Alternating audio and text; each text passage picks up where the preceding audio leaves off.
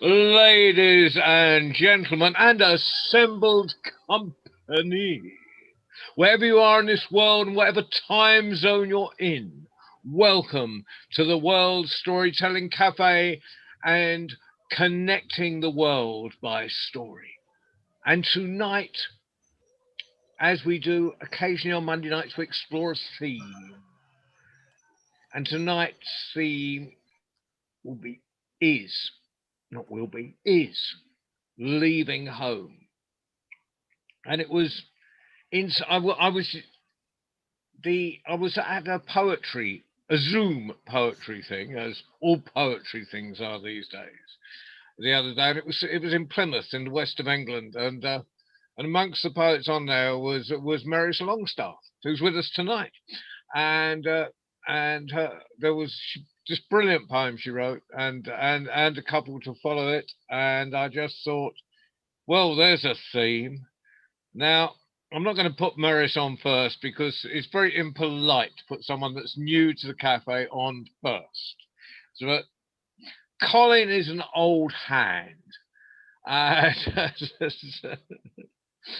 and I can we can so I can use and abuse Colin, and if he doesn't mind, and so we will start.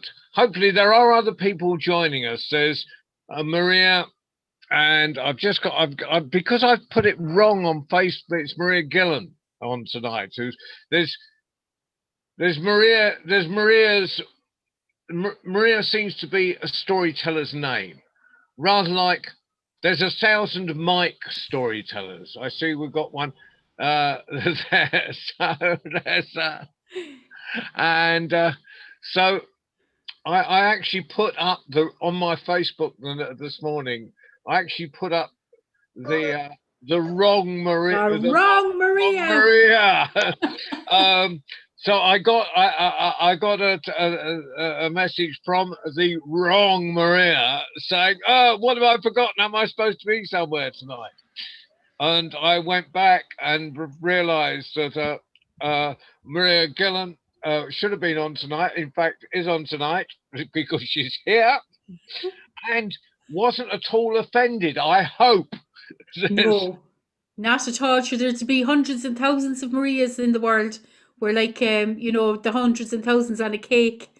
So, but that's not common, mind you. It's not a common name. It's a popular name. Well, perish the thought that you would ever be described as common, Maria. so we will go. Colin. Okay, John.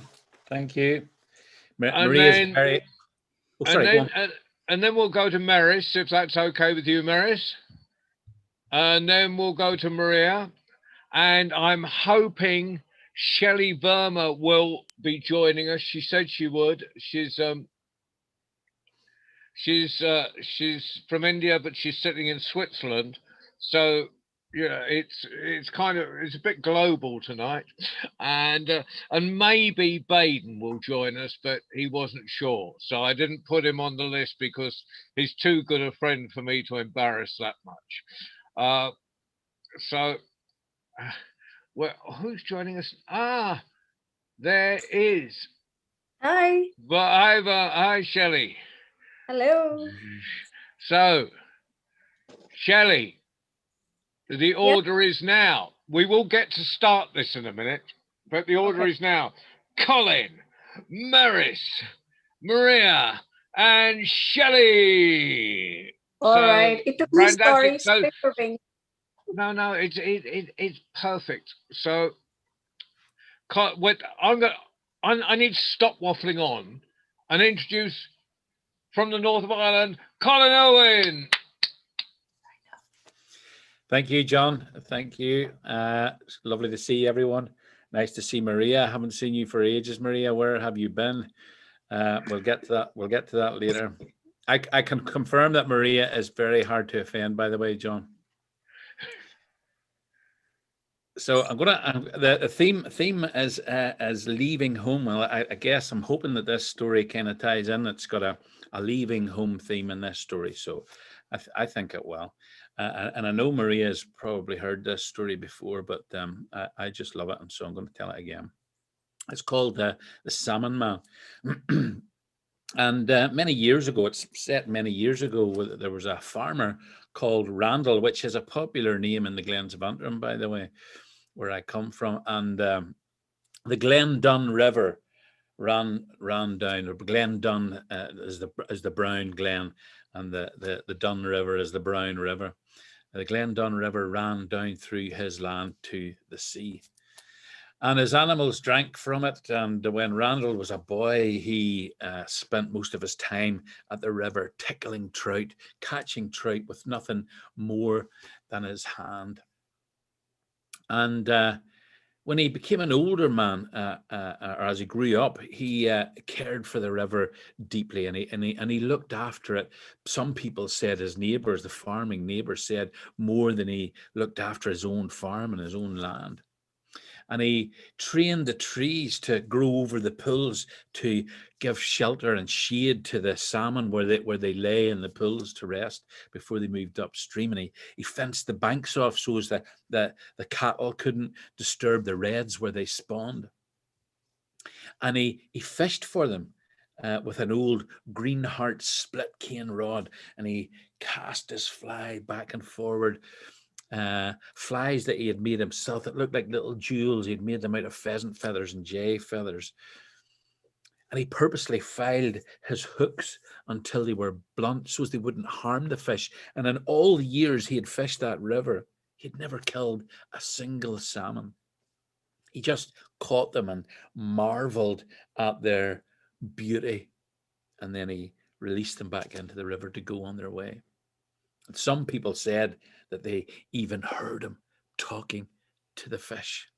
They said he was touched, and behind his back they said he was the mad salmon man.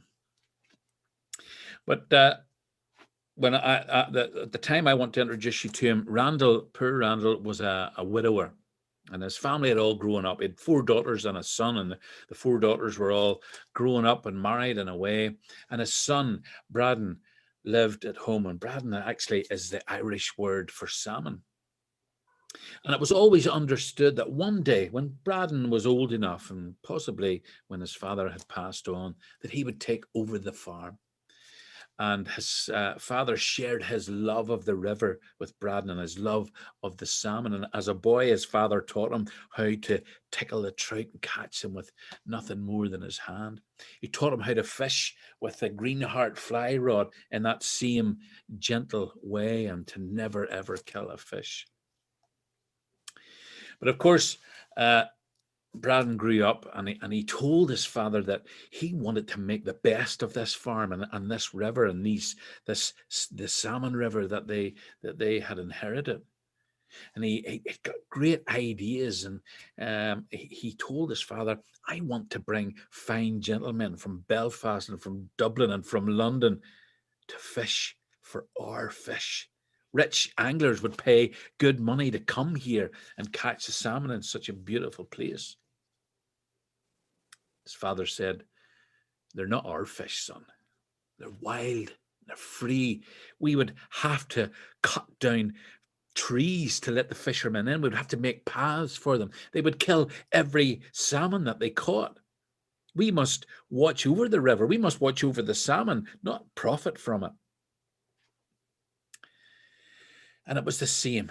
Every time Braden had a bright idea when he wanted to make changes on the farm, dig a drain, build a ford over the river, his father said, no, let's not do that now. And he would say very delicately, new kings make new laws, son. Your time will come, and by then you'll be older and wiser, and you'll make the right decisions. Braden respected his father, but still in all, he was frustrated because he was a young man and he wanted to make his mark on the world. And so he began to look outwards to satisfy his ambition. And of course, young men from the Glens, especially in those days, and I suppose in coastal communities all around, they looked to the sea to make a life, or to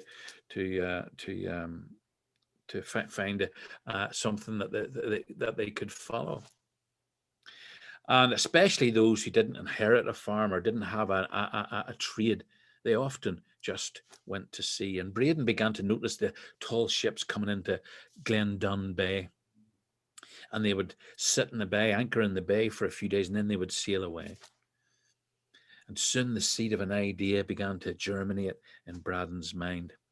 And he began to think about how it would be to sail away in one of these ships. And eventually, he told his father one day, I'm going to go away, Father. I need to see the world. I want to make my fortune in the world. Well, his father fell into a depression, I suppose, because he knew that once his son got the taste of everything that the world had to offer, and maybe even find a wife in some exotic land, that he might never return.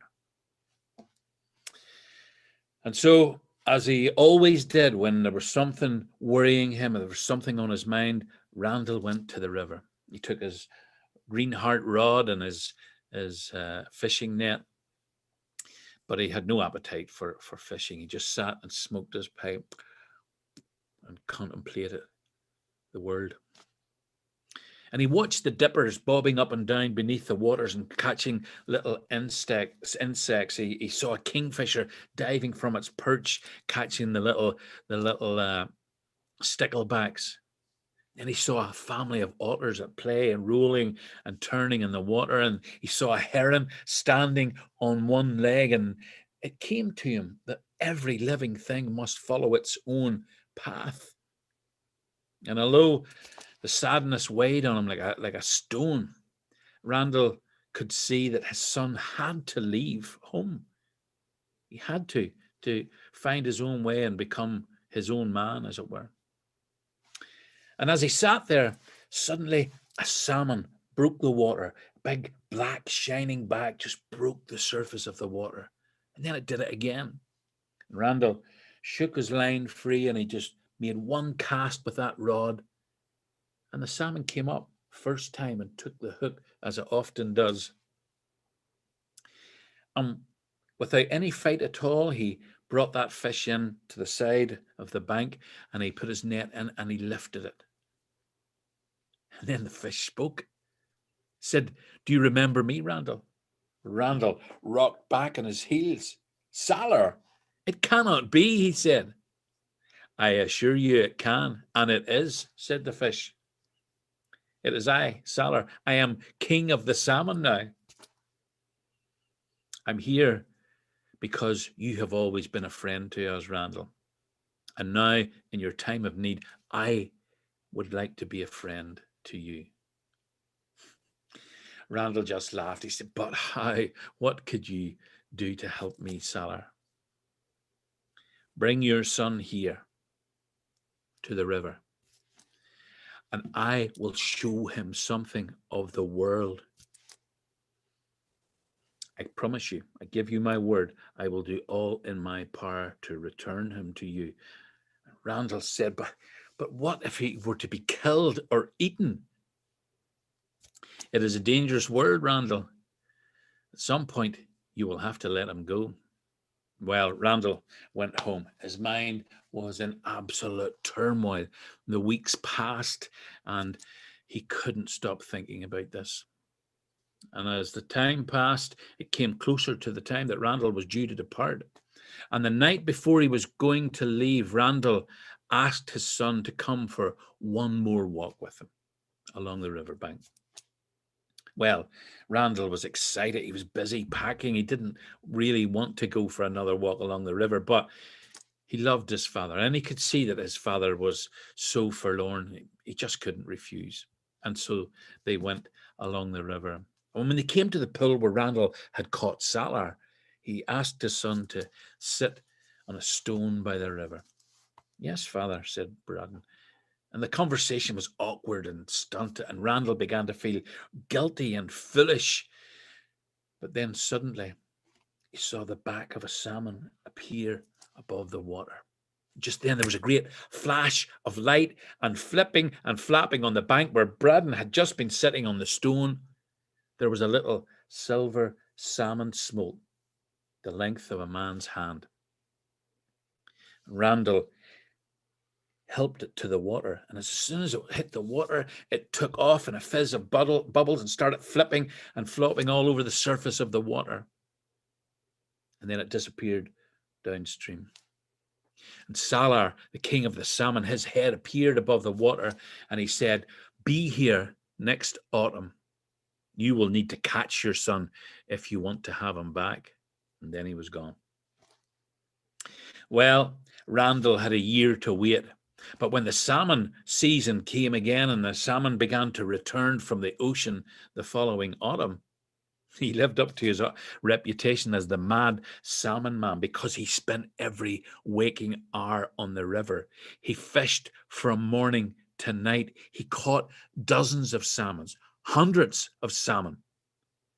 At night time, he went with a lantern to scare away poachers and otters. And he watched the salmon spawn in their redds and leap over the waterfalls. But he never caught his son. And it was the same the following year. Dozens of fish caught and no sign of Braddon. Randall began to curse his stupidity. What was I thinking of? Salar had tricked him. He was a cold-blooded fish. What would he know about a father's love for his son? Well, the following autumn, Randall dragged himself to the river. He had all but lost hope, but while there was even the slightest chance, he could not give up.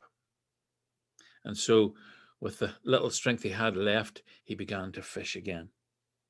He caught dozens and dozens of salmon. And towards the end of the season, he was standing by a red up at the headwaters of the river. And a henfish turned on her side, and with a few swishes of her tail, she hollowed out a nest. And then a big copper-coloured cockfish rushed in and danced alongside her in ecstasy. And she released hundreds and hundreds of eggs, and he covered them with his milk. And together they buried them in the gravel. And Randall cast his line at that cockfish, and it took the fly as delicately in its mouth as Salar had on that first day. Randall brought it gently to the bank, and when he eased it into its net and lifted it clear of the water, there was another flash. And there on the grassy bank lay Braddon, coughing and gasping for breath. His skin was pale, his lips were blue. And his father cried out in joy and laughed, and he clapped his son on the back and he rubbed his limbs. He took his overcoat off and put it around his son. And that night, Braddon sat with his feet almost in the fire, trying to get some heat into them. He told his father how he had crossed the ocean with Salar. He had been hunted by seals and dolphins. He had escaped sharks' jaws and fishermen's nets. He'd seen great whales, giant sea monsters in battle. He had swam underneath giant mountains of ice in the land of the midnight sun. And then he had met old turtles and ancient seabirds who had taught him sea shanties, some of them too rude to sing here. But as soon as that impulse to return home came on him, he never stopped for food or rest until he crossed the ocean and swam down into Glendun Bay. In the weeks and months and years that followed, Braddon rarely spoke of his adventures again. And he often sang those sea shanties, and that always made his father smile and laugh. And then every autumn, a strange restlessness came over him. He never felt warmth in his feet again. And when he slept by the fire at night, his eyes were always staring wide even though he was sound asleep. And I don't know what else Braddon did with the rest of his life, but I can tell you he married a local woman and they had a family. They say his people lived on that farm in Glendon for many, many years after that. They say too that his other descendants still survive in the Glendon River to this day. Thank you.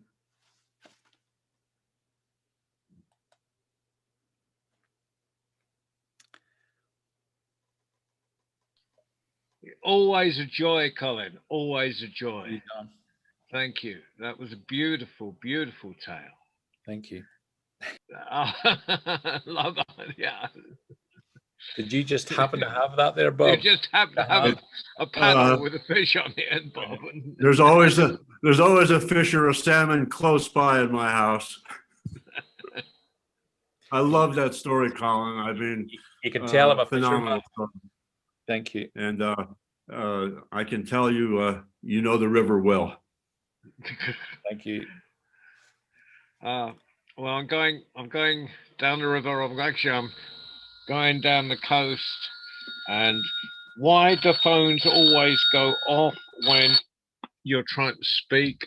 Because you forgot to put them on Do Not Disturb. Right. I think it was last week sometime. I was invited to listen to a poetry thing down in Plymouth, and amongst the poets there was the wonderful Maris Longstaff, and she did a great series of poems that were actually on why I chose this theme tonight, because I want an excuse to put on in the World Storytelling Cafe, really. It's because it was just it blew my head off. Go away, thank you. And so please, can you put your hands together, and without further ado, Maris, if you want to talk about yourself as poets should before you say your poems, please feel welcome. But for now, Maris, please unmute yourself, and the stage is yours. Hi, you can hear me?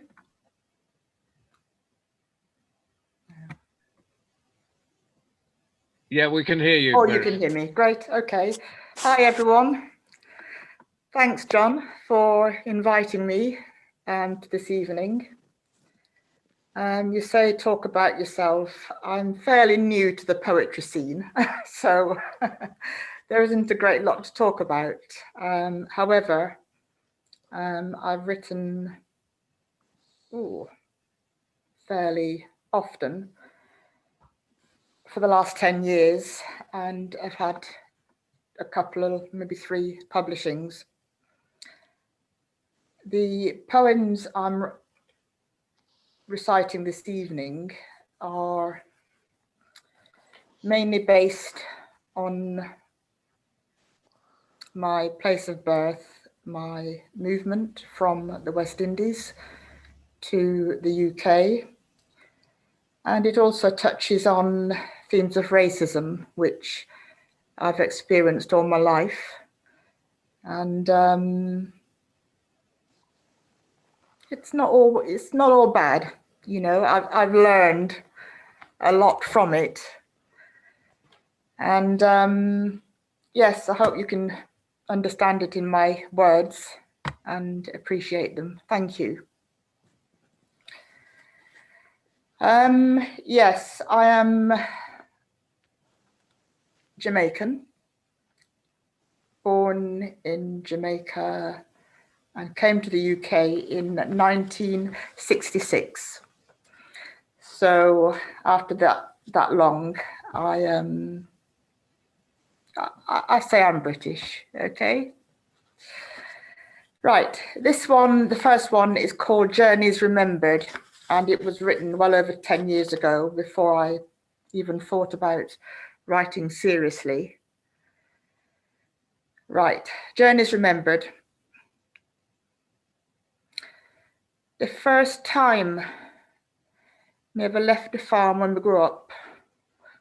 It took a 3-hour standing bus ride in the heat and bustling crowds of Kingston town.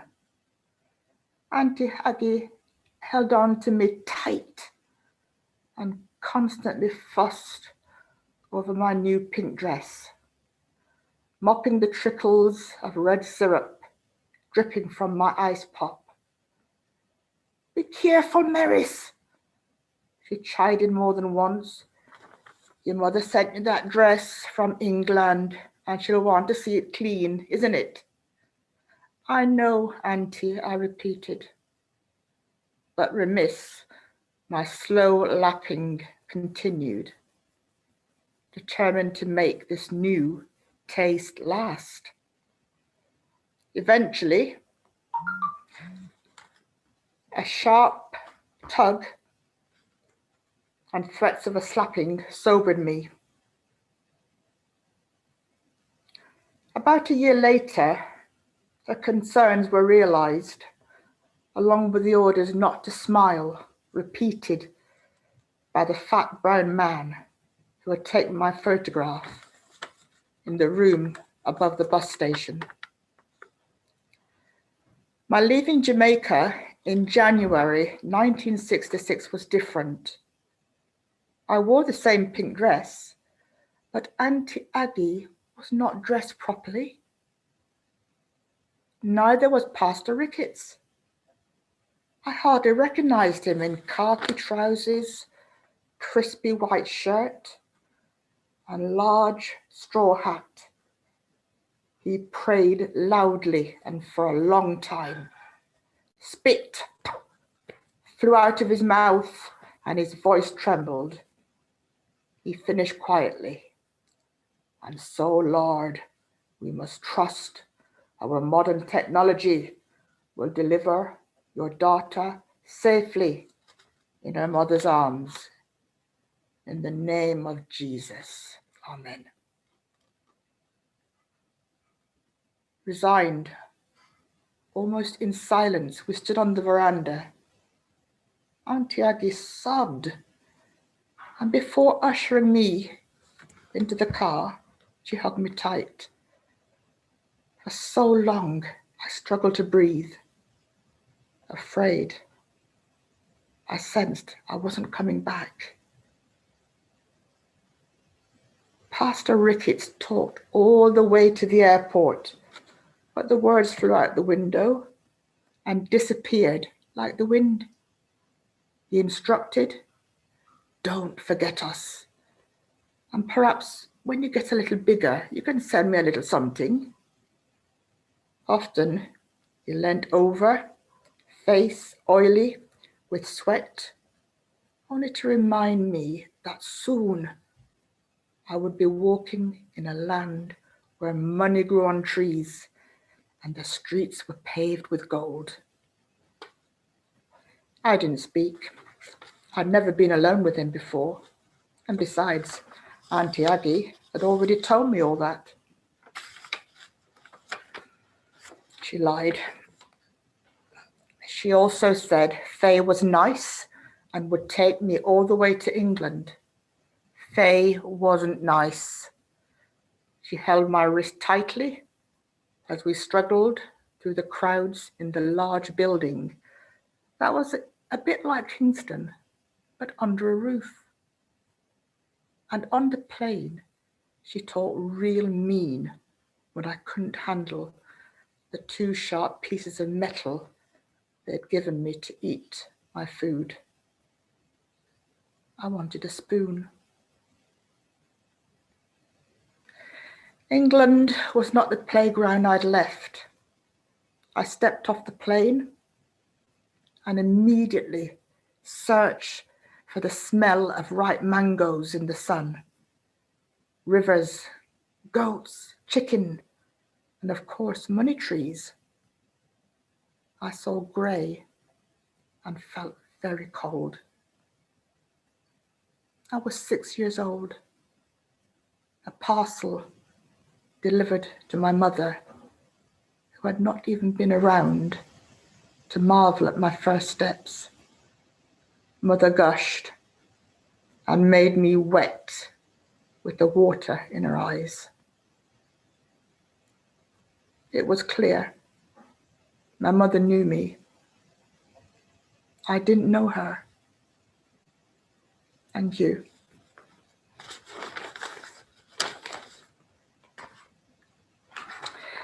Yes, that was written from the perspective of a 6-year-old.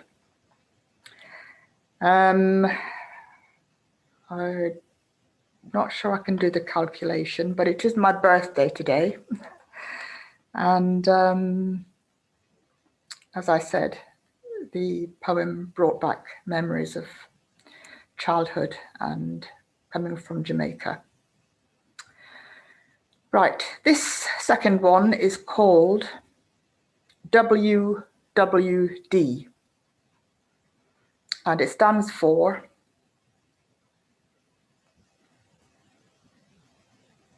Weapons of White Destruction. The other day, me hear say them no like when black people use them colour as weapon. What? Weapon, you know? Who the ever hear anything like that? Weapon as something can kill a man or defend him in the face of conflict. I wonder what kind of strife them could have in. The thing say colour can bring about them ruin. Fancy. After history show us them already rip out for we heart, we brain, we throat.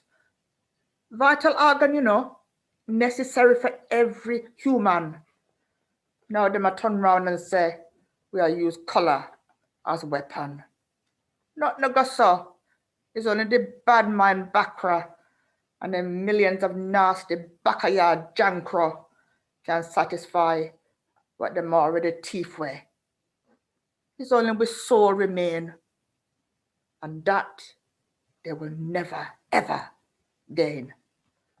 So let them cry, protest, draw up policy, and a call up law to reinforce the doctrine. Blacks not deserve nothing at all. Members you can't see, them tears only mirror them fear that blacks won't get equal and go far in this God-forsaken war. Thank you.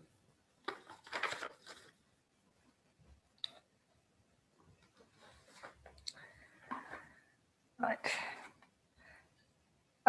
This poem is called Portrait of Me, and it was written around a picture I found recently of myself as a small child. Portrait of Me. Last week, Mr. Dong, I looked through old photographs, a whole heap of them. Some of them been a look panning over 50 years, and some of the people may not even remember them name.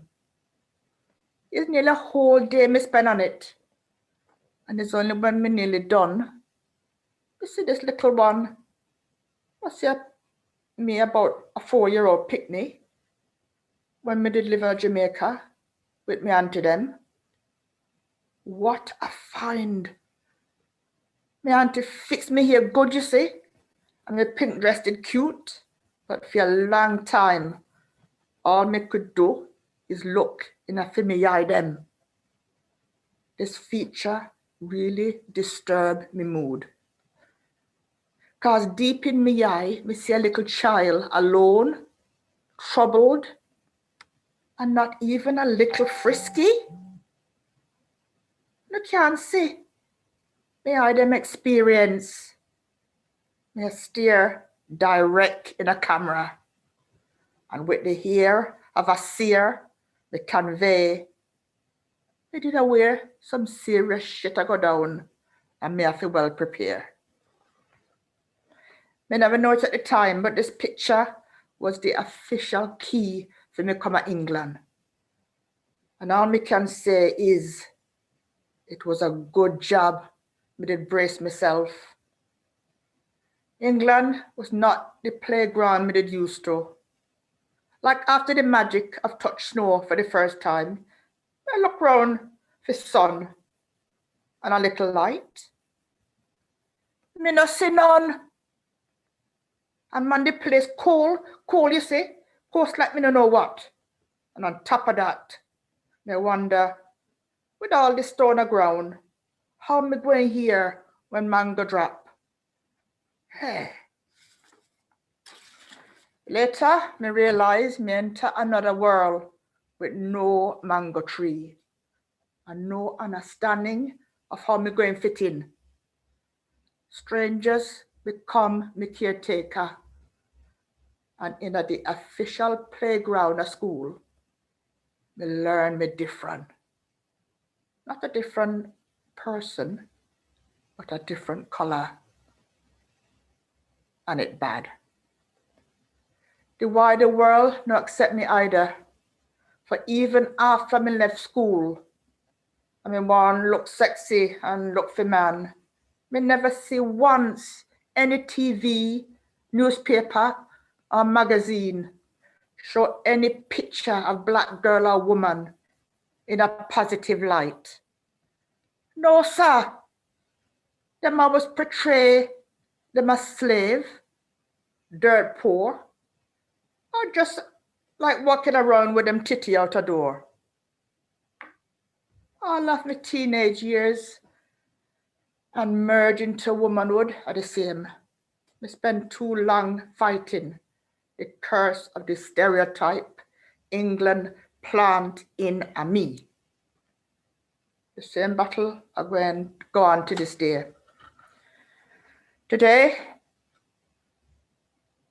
me eye them remind me say, I did start out lonely. So me not really surprised me come feel like me own company. Okay, me don't live in the best part of the garden, and due to insecurities me buy, and the numerous wounds to me pride, me develop plenty of spikes to protect myself. Me spike, not visible to the naked eye, but if uno come too close with uno bullshit, you have to be very careful, for without warning, me could juke you. What else can a thorn do? Thank you. Maris, that was fantastic. Now, Colin, I'm not saying no one else has got a voice, but I know Colin's got a voice because he can sing. So, Colin, could we unmute us? Could we all unmute ourselves? And Colin, could you lead us in a happy birthday song? Because I think Maris definitely needs it. We'll bring in the world to wish Maris a happy birthday. Happy birthday to you. Happy birthday to you. Happy birthday, happy birthday.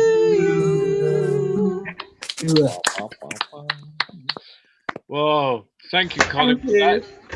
Thanks, Colin. And thank you, Maris.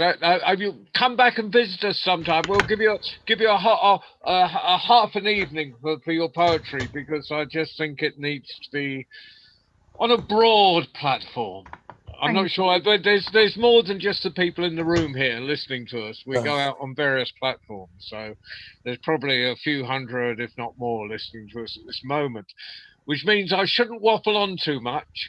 I'm going to go across to Maria Gillan, and after that, I'm just going to do, before I have Shelley on, I'm going to do one short poem myself, because I feel like it. And I have the power. So without further ado, one more round of applause for Maris. And a round of applause to welcome Maria Gillan. Hi!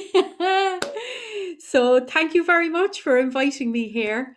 And what I want to say to Maris is Brella Honedit, which is Irish for happy birthday to you. Oh, thank you. Very welcome. Maria. Your poetry is absolutely magic, Oh, that means so much. Thank you.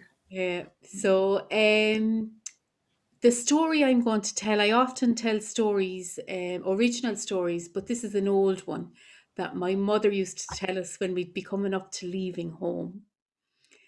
There was a fella called Padraig, and the Irish mothers, how can I explain them to you? They don't like to let their children go because in years gone by, they reared them for the boat. They got them all ready for adulthood.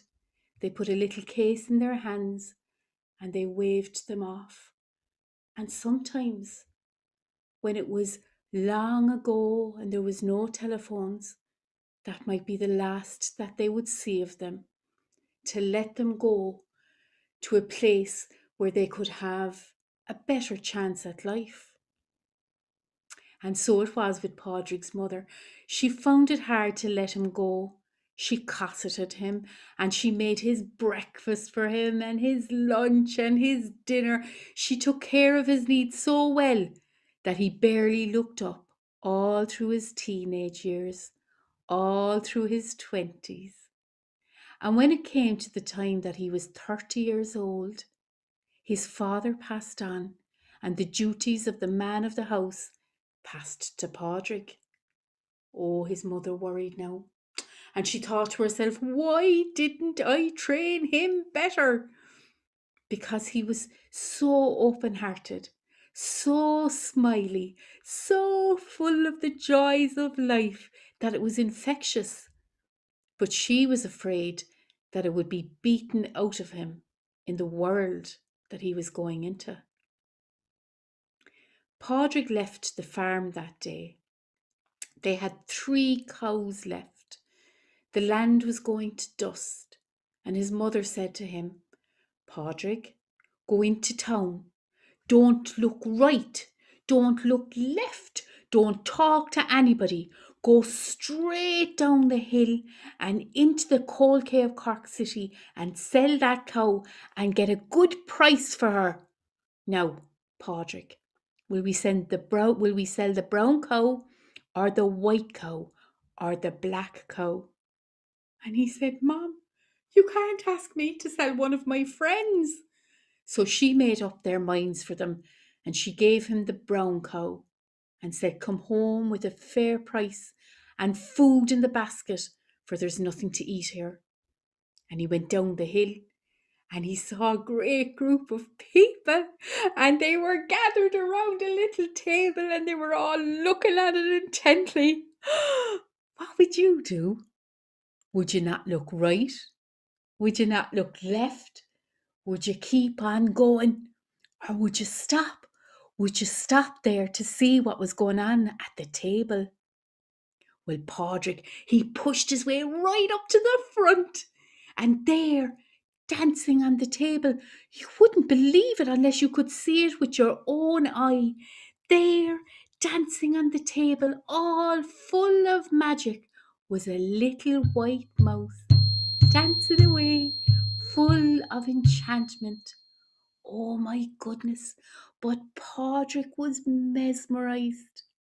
And at the end of the dance, the man put out his hand and the mouse ran right up his arm, around his neck and into the pocket on his shirt.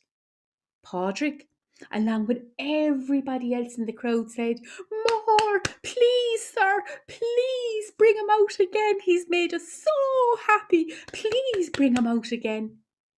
And the man looked around the crowd and said, That's it for today. And he took off his hat and he passed it around and they filled it with pennies and shillings and it jingled and he put it back on his head. And Padraig, he was cree-brishta. He was broken-hearted. Oh, please, he said. And the man looked at him with deep blue eyes, full of happiness, just like Padraig's own. They crinkled at the edge and they told you into your heart that you could trust this man. And the man said, I won't have him out to dance again, but I'll exchange him with you. I'll exchange him with you for that big brown cow, and I'll give her a good home. Oh, will you? Said Padraig. You'll give her a good home? Ah, take her so. I'm sure my mother'll be delighted with the dancing mouse. What do you think? Do you think the hungry woman would be happy with the dancing mouse? Well, off he went home, so happy to tell the mother his news, and she looking anxiously out the window, waiting for him to come home. And she ran out the door and she ran down the hill to meet him. My Padraig, she said. Thank God you're home safe. And have you money for me? And have you a bit of food in the basket? I don't, ma'am. I have something better, he said. What could be better, she said. Come in and I'll show you. So when they went in, he opened his shirt pocket and the mouse ran around his neck and down his hand and onto the table, and he started making mouth music. So that's Ceol ó Bhéal, mouth music. And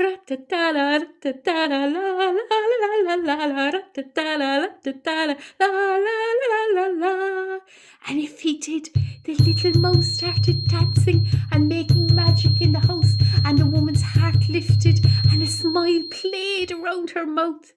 But as soon as the dance finished and the mouse ran up her hand and around her neck, or around his neck and into his pocket, his mother said to him, Padraig, for God's sake, I told you not to look right, not to look left, to go straight into town and to sell the cow. Now we're going to have to sell one of the other cows. And two big fat tears rolled out of Padraig's eyes, for his mother was not pleased with him. He'd done wrong, and he told it all to the little mouse in his pocket.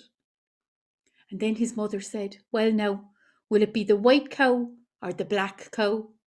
Oh, don't make me do it, Mum. Don't make me do it, he said. And she said, all right, so take the black cow. And he went off down the hill again. And this time he was determined that he wouldn't look right and he wouldn't look left, but he'd go straight into town and sell that cow. But on the way down, he could hear all this beautiful music. Where was it coming from? He'd never heard anything like it before. It felt so ethereal. It felt as if it was coming from a different world. It felt like it was coming out of the earth itself and straight into his heart. He made his way to the front of the crew again, and he looked down at the table. And do you know what was there? Do you know what was there? There was a little bee, and it had a miniature harp, an Irish harp, and it was playing the most beautiful music with all of its legs, and everyone was swaying to the beautiful music, and they were all looking at one another as if they knew one another well, and they were blowing kisses with one another, and they were smiling and they were nodding, and he couldn't remember when people looked at one another with such openness and joy before. Oh, that's a lovely little bee, he said. That's the nicest little bee I've ever seen. And with that, the music came to an end, and the bee flew up and around the man's neck and into his pocket. Oh no, he said, don't tell me it's over. My mother is so cross with me. I need something to cheer me up. Please tell me the song is not over. But the man passed around his hat and said, that's it, folks, that's it. And they put the pennies and the shillings and the jingles and the jangles into his hat, and he put it up on top of his head, and he went to walk away And Padraig said, "Don't you remember me? Don't you remember me?" And the man said, "I do. And you know that cow is lonely, and she'd love a little friend. In fact, she'd love her own little friend." "How do you know that?" said Padraig. "She told me so," said the man. And something in his deep blue, beautiful eyes made Padraig trust him. "All right, so," he said, "can we make a bargain? Can I give you her friend for your little bee? And the harp too," he said, striking the bargain this time. And the man had a big smile on his face and he clapped his hands and he said, "That's a bargain." And he put out his hand. And when he did, the bee buzzed all the way down his arm, hopped off his thumb and into Padraig's pocket and said hello to the mouse, who he'd been missing greatly, for he had no one to play music for these days. And off they went home. Oh, you can imagine. Padraig thought his mother was going to be delighted with him going off and doing his adventures and coming back with the news from the city itself. But this time there was shouting and roaring. There was a frying pan thrown against his head. He had to get out of the place fast. And when he got into the garden, she went, "Take the last remaining cow and bring me back food, boy. Bring me back food or there'll be hell to pay." So off he went.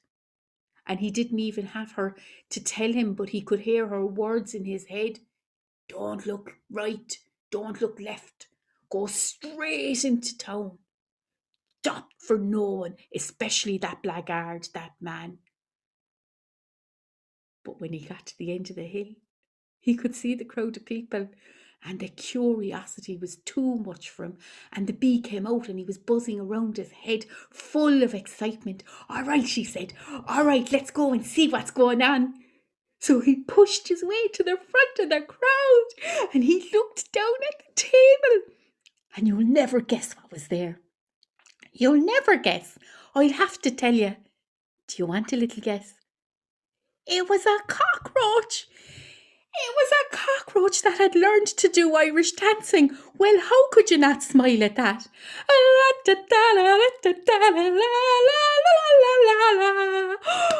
my goodness, everybody was clapping away.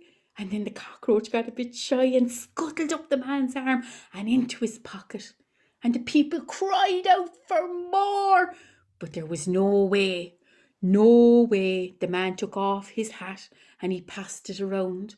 And before the hat even came back to him, Padraig knew he must have that set dancing cockroach. He'd have to have him.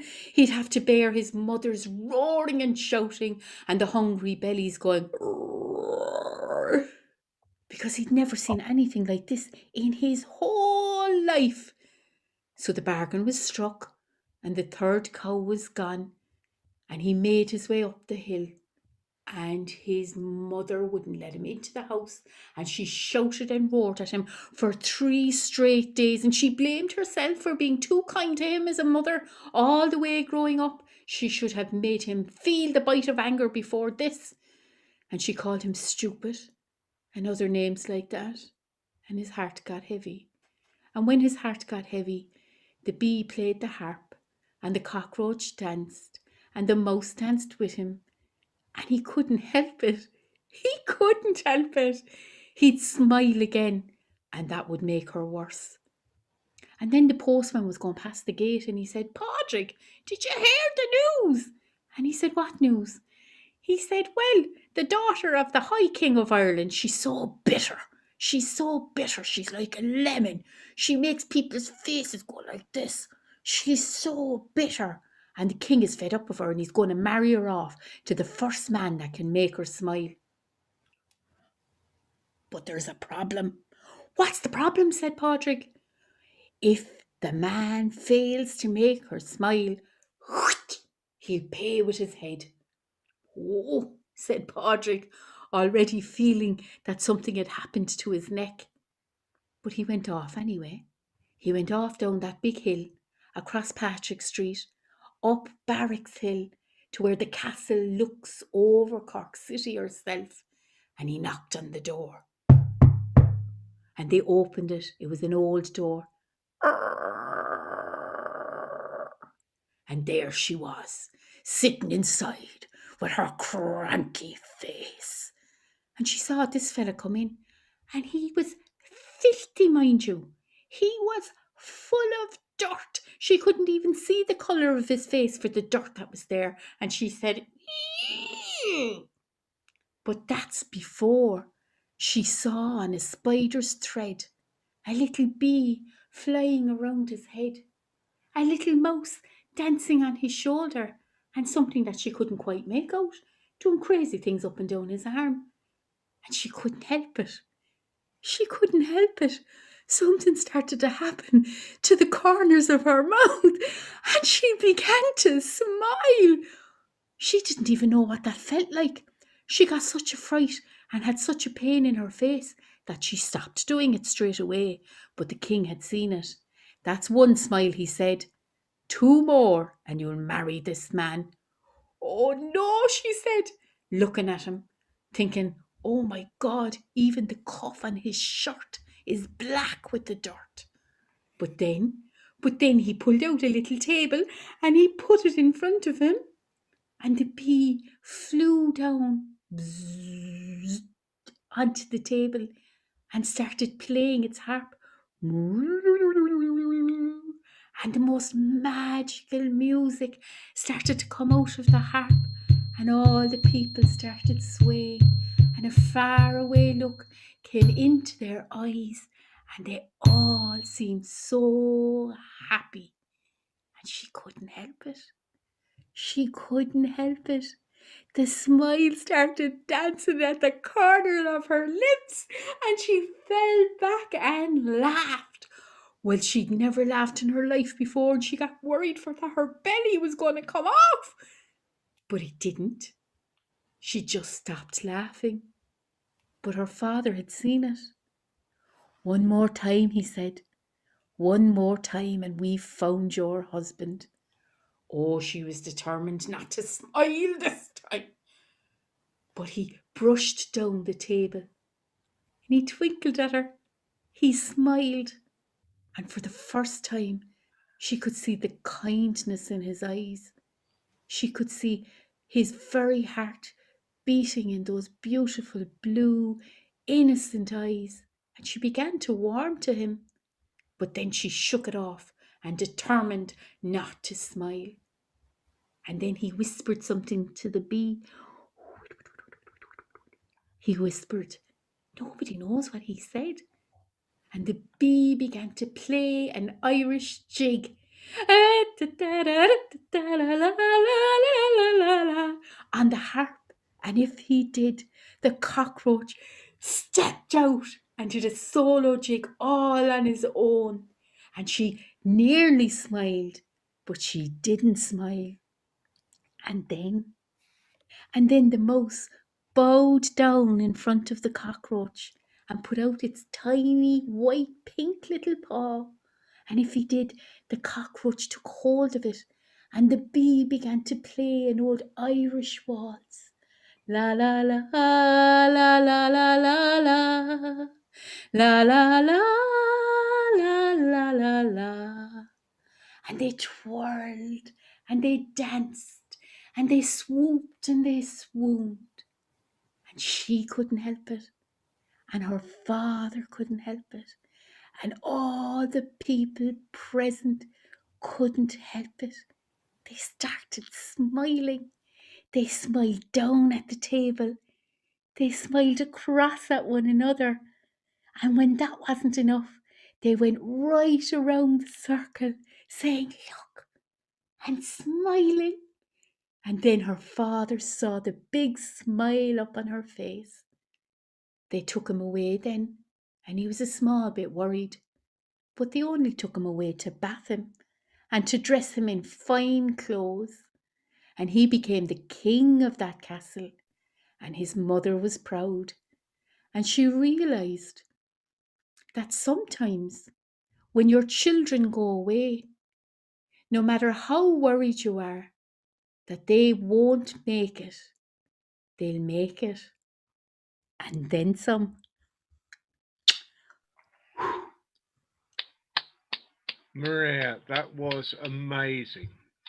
That was just perfect. Ah, I'm feeling embarrassed having to do anything now. But it was just brilliant. We'll take two. I think another round of applause. It's been a great evening so far. I was thinking about this theme, and you know, I mean, amongst the people leaving home forever have been refugees. And it's kind of weird the language we use. We talk about a refugee crisis, but we never talk about it as a crisis for the refugees. A refugee crisis is what, you know, is a crisis for us that have everything.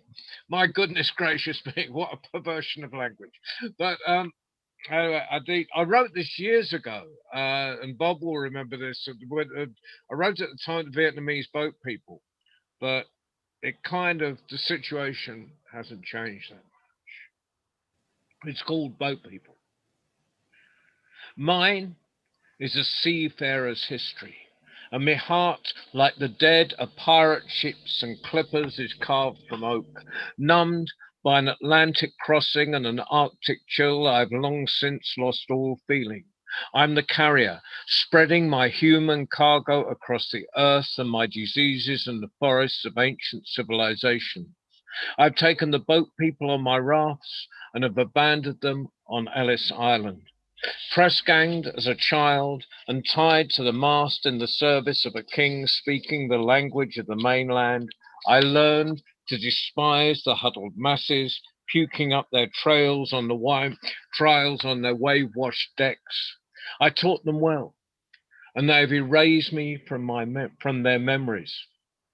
Cold as their teacher, they act like they came by horse and carriage, talk of economic refugees, and look with astonishment at the ragged families clinging to a makeshift raft and the helmsman who steers a passage between the Coast Guard and the beach.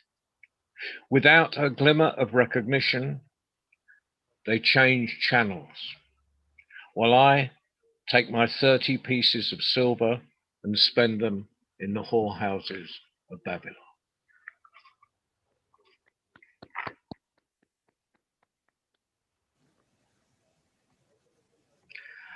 Well, we come to our final teller for the night, and we'll go all the way to Switzerland on our various magic carpets, provided by Ali down in Marrakesh, who has been driving the bus for us all night. Thank you, Ali.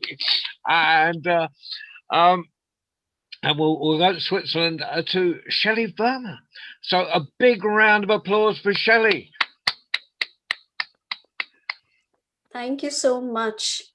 Gosh, I was thinking, so I'm an Indian who's been living in Switzerland for, I think, 7 years now. And when was the time I left home? I left home when I was probably 18 years old. That was like, I don't know, 25, 26 years ago. And I've been leaving home ever since. First, I left home to go to college. Then I left home to, work. Then I left home when I got married. And then ever since, we've been just moving countries and changing homes. So, leaving home is something which is very, very personal to me. So the story that I have for you tonight is actually from Old Persia, which is Iran. And I'm sure that this story was probably told in the bustling bazaars of Old Persia, with bangles jiggling and the air carrying the story, infused with sticky sweat and all kinds of ittar, the perfume. So this story is about a young man, and his name was Qasim. Now, Qasim lived with his mother in a village at the edge of the desert towards the south. He was very famous. Now, why was he famous? because he was the laziest and the most idle person anyone had ever known in that entire region. He did nothing at all. All day long, he just sat and ate and slept and sat and ate and slept on a repeat mode. Now, his father had died when he was very young, and his mother worked odd jobs here and there to feed them out. And, she really hoped that as time passed, Qasim, would take up the responsibility of being the man of the household, and then she wouldn't have to worry about anything. But as time passed, Qasim, he grew lazier. And, the mother, she got old and she got frail. And any time she asked Qasim, go and, look for a job, do some work, he would say, what can I do, Ammi? My luck has gone to sleep. No matter what I try, I won't succeed until my luck wakes up. And Ammi would just say, hi. And then, she didn't know what to do. So she decided to go and seek the help of the Maulana. So she explained her predicament, and Maulana decided to have a word with Qasim. He reprimanded him and he reminded him of his responsibilities towards his mother, his moral obligation. But Qasim just said, oh, what can I do? My luck has gone to sleep. Oh, well, you can work with the grain merchant in the bazaar, you can help him out. He needs an assistant. Shift the sack of grains, mind the shop when he's not there, things like that. I'm sorry, Qasim said. I am going to wait for my luck to wake up. And when my luck wakes up, I will get a job and I will work hard. Maulana, he just gave up. Then it was the turn of the elders of the village. Explain to him, get a job, go help your mother, look at her. Same reply. And then it was the turn of the young men, of his own age, who were already working. They had started their own family. But nothing. Same reply. And finally, Qasim's mother, she went to this old weaver woman.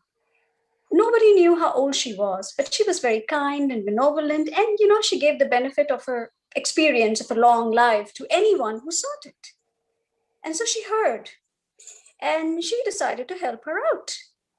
So the next day she arrived at their cottage, and when she knew that Qasim would be up eating his food, and Qasim let her in, and they talked about this and that. She talked about the weather. She talked about the prices of the cotton, gossip in the village. And finally she said, I hear that your luck has gone to sleep. Is that true? Oh, well. Once I knew a young man just like you, whose luck had gone to sleep. You know what he did? Well, he went and he found his luck and he woke him up. And oh my God, lo and behold, magic happened. He became one of the most successful men in his region. Why didn't you do the same thing? Go find your luck, wake him up. Otherwise, your life is going to rot like this. Oh my, yes, exactly. That is what I should be doing. Qasim said, oh my God, this is what I should have been doing. Why didn't I get this idea? And he thanked the woman profusely, and he decided to go the very next day.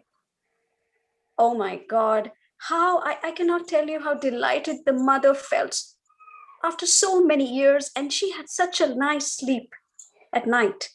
The next day, as dawn broke, she packed a bundle of food, she gave him some water for his journey, and he said his goodbyes, and he set on. And he left his village behind, and ahead of him lay a path, snaking around the wilderness, twisting around barren hills, scorched plains, the path fading into the horizon. But he walked on. And he walked until the sun was high up in the sky. And then he was very hot and he was very thirsty. And he found himself next to an oasis, a pool of water, trees reflecting in the water, birds singing through the branches, a gentle wind rustling the leaves, and he sat down, opened his bundle of food, had a little bit of bread, a little bit of cheese, drank water, and he thought he would take a snooze. But even before he could close his eyes, he heard a growling sound. And he saw, to his horror and surprise, a huge lion rounding the boulder and slinking towards him. And he thought, oh my God, instead of finding my luck, I'm going to be torn into pieces and I'm going to die. Then he closed his eyes and he said his prayers, and then something happened.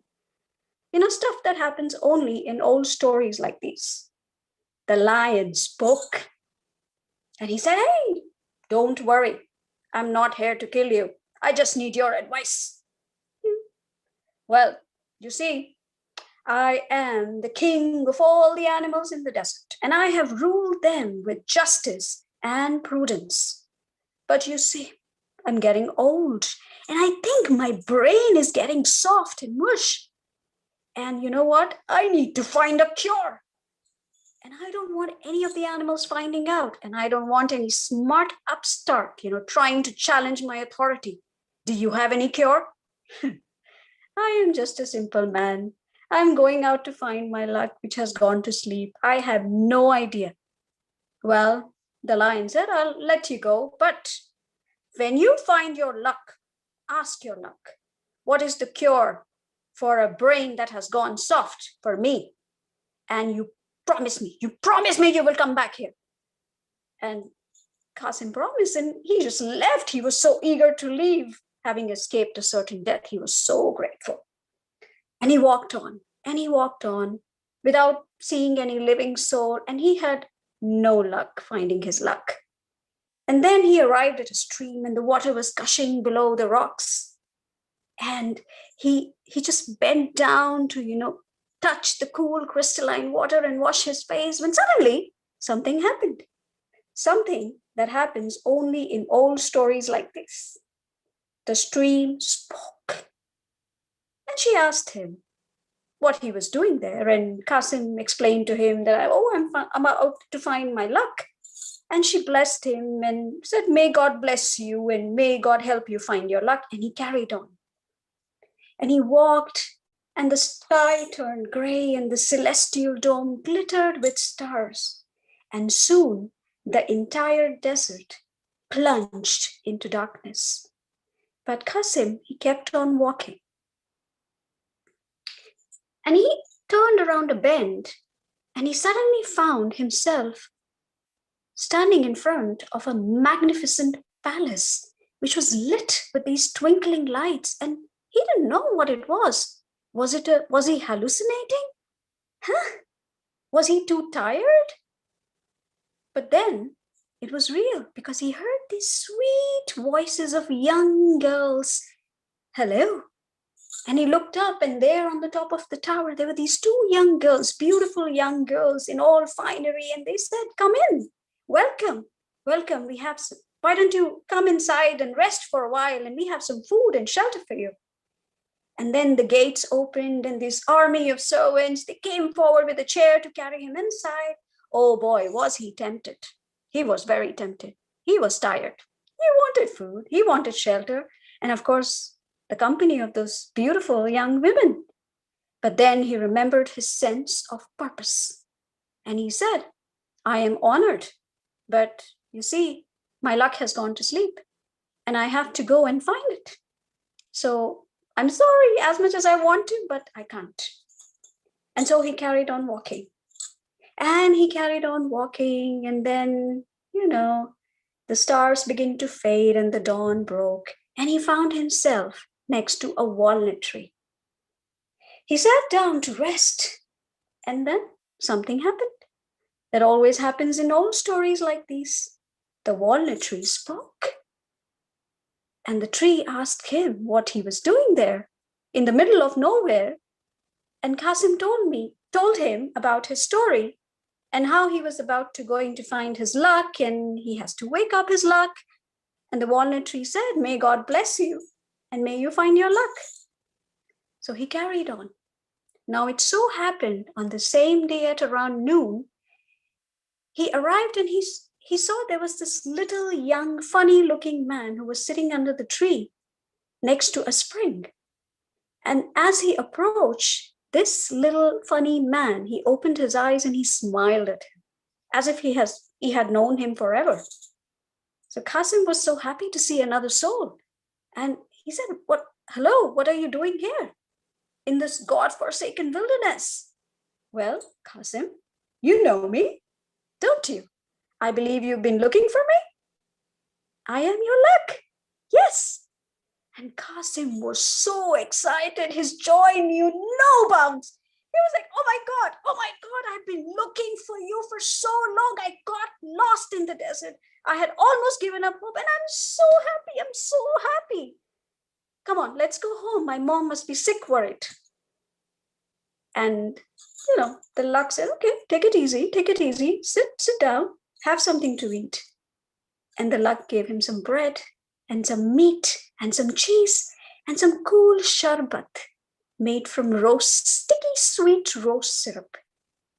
And after he had eaten and rested for a while, they started off on their journey. But luck said, wait, Qasim, you're going to follow the same path home as you came, and I'm going to be right behind you. But beware that I'm going to give you 3 chances. And if you can recognize those 3 chances and seize that opportunity, I will be there with you forever. But if you fail, by your greed or by your arrogance or by your impatience, then I will go to sleep forever. Deal? And Qasim was like more than eager. Of course, what could go wrong with the luck by his side? And he said, oh, but wait. I met a lion on the way here and he wanted to find a cure for his brain that has gone soft. Do you have a cure? And the luck whispered the cure in his ears. And they started with their journey. Oh, Qasim was jumping. He was flying. Oh my God, with luck by his side, he would do anything. He would turn anything into gold. He's been served fame and fortune on a platter of gold. Oh my God, he was excited. He kept on looking back. Is he coming? And sure, there was the little funny man who was there behind him. And then as they walked, they arrived at the walnut tree and the walnut tree recognized him. And he said, oh, I see. Wonderful. You found your luck. Why are you in a hurry? Sit down under the shade. And why don't you have some, rest? And tell you what, there is an axe in the hollow of my tree. Pick it up and dig around my roots. And there is a buried treasure full of exquisite jewelry and gold. And Qasim said, oh, no. I don't have time for this silly treasure. I don't know. Uncertain treasure. I don't know whether I'll find anything or not. You see, I found my luck. I have to get home. I have to make a fortune. I am sorry. And the luck was smiling behind him. And he continued on the journey. And as they walked, night fell and they found themselves in front of the magnificent palace again. And this time, the doors opened and the 2 beautiful young girls, they rushed forward and they said, oh, hello, you're back. This time you have to stay with us because you see our father has gone to heaven and you must marry one of us and then you will get all the riches and his entire realm and all the subjects will be yours. What do you say? Kabul? And oh my God, he was tempted by the offer. Realm, riches, entire kingdom, beautiful girl, one of them.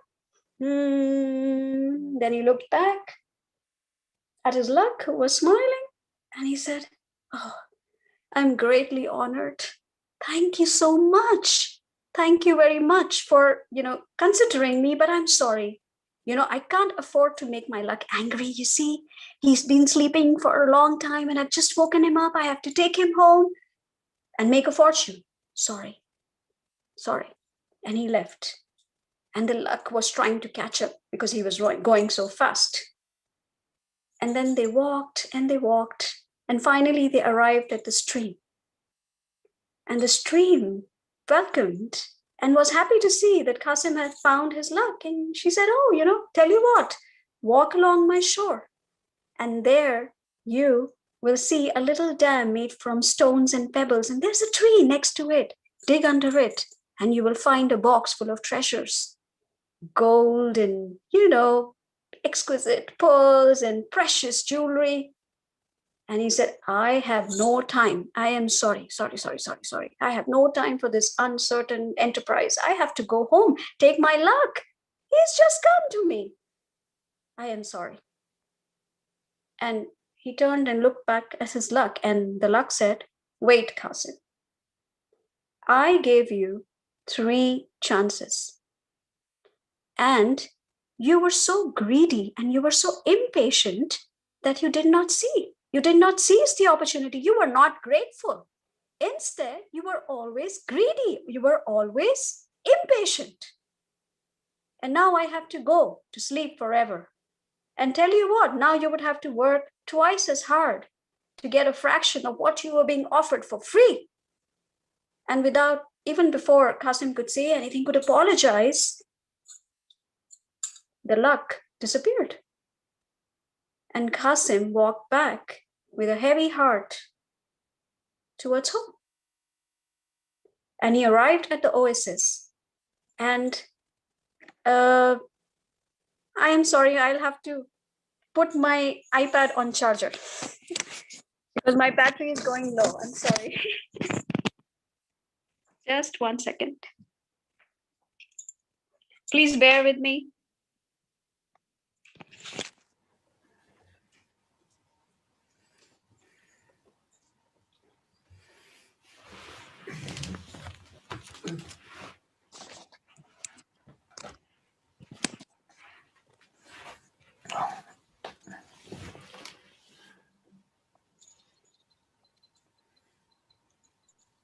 Okay, I'm so sorry. This is so embarrassing.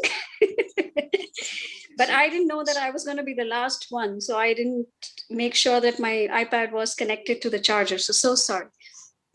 So Qasim, let's go back to the story. So Qasim, he walked back home with a very heavy heart. And he arrived back at the oasis. And he sat down under the tree. And he sobbed his heart out. And then he heard the familiar growl. And there he saw the majestic lion slinking towards him. He was not afraid this time because he had the answer, you see, to his question. So as the lion approached him, they said salam to each other. And then, he said, listen, lion, I have the answer to your question. What is it? And he said that the luck told me that you should find the most stupid person in the entire world and eat his brain to cure your brain. And then he went on to narrate his story as to what happened, how he had indeed found his luck, how he got 3 chances, but he let them go and he felt the most stupid person in the entire world. And when the lion looked at him and he said, well, it looks like I don't have to go any far to find the most stupid person in the world. And then he raised his paws as if he was about to eat him. And then he stopped and he said, listen, I am not going to eat you because my brain is all right. I was just testing you. I just wanted to see whether you would keep your promise. So I'm happy that you kept your promise and I will let you go. But on one condition, that you will work as hard as everyone else in the village. And don't worry, your luck has not gone to sleep. He has just made himself invisible. And when any opportunity comes knocking by your door, you will find him there. So Qasim said, thank you. And he was so thankful that the lion did not eat him. He thanked him for his advice and he walked home. And he walked for days thinking, contemplating what he had learned, what had happened. and he arrived back at his village. Oh, the entire village gathered around him and they wanted to hear his stories, his adventures. And he did not tell any of it. He just said, oh, yes, I found my luck. And I woke him up. But I think the old weaver knew what had happened. So anyway, he got back. He took the job at the grain merchant. He worked very, very hard. And the grain merchant was so happy with him that he, put the entire shop in his name. He made him his heir, and he retired, to a life of prayer and contemplation. And Qasim, he got married to a lovely girl. They started a family. And every time anything good happened to him, he knew that his luck was standing behind him. And he didn't have to look behind. He knew he was there. And that is the story of Qasim, whose luck had gone to sleep. Thank you. Oh, wow, Shelley, that is the most fantastic version of that story I have ever heard. And Thank I you. love the fact that he actually comes through in the end. Yeah. It's not hopeless. It's not that determinist story where, which I think is important for now. As a story for now, it's just, like you can screw up, but you've got a chance to come back again. And Or the luck did not eat him. yeah, I love that. I love that version. I would love to borrow it from you and tell it occasionally. Of course, of course. Thank Now, you. if you would allow to, would you? Hold on, you've disappeared. Her battery was nearly See, dead. my luck was there, and just as I was about to be given permission to tell this fantastic story and where I could find it, my luck disappeared. Isn't that always the case? Shelley is queen of the cliffhanger. Queen. Absolutely. Well, it's been a fantastic night. Thank you very much. There's Colin's got something on Thursday, the Yarn Spinners in Lisbon, and I'm sure, I know you put all the details up there, but I'm sure if on your Facebook page, Colin, people can find the details, can't they? That's what I was hoping. That's the correct. Yeah. The nod was the correct answer. Meanwhile, Shelley, you're back. You're back. Yeah, I'm sorry. I was disconnected. beginning to think that little luck that was standing behind me disappeared because you were halfway through telling me something. No, I was just going to say that this story is kind of very important, like very personal to me, because we all at some point in our lives, we make that journey, to find our luck. And sometimes that journey is, through the same country, or sometimes that journey takes us across continents, like it has taken, people like us. So there was this poem that I wrote, which was in this moment of longing and love for my country, when I was missing my family. If you would allow me to share it here. Please do. Please do. I mean, it's a very amateur poem. It's, but it does express the feelings that I had at that moment. So the title of the poem is For My Motherland. And it goes like this.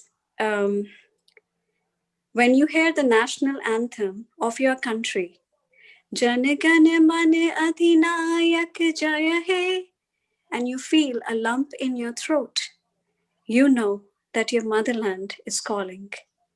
When your child sketches a contorted map of your country and you feel upset, you know that your motherland is calling.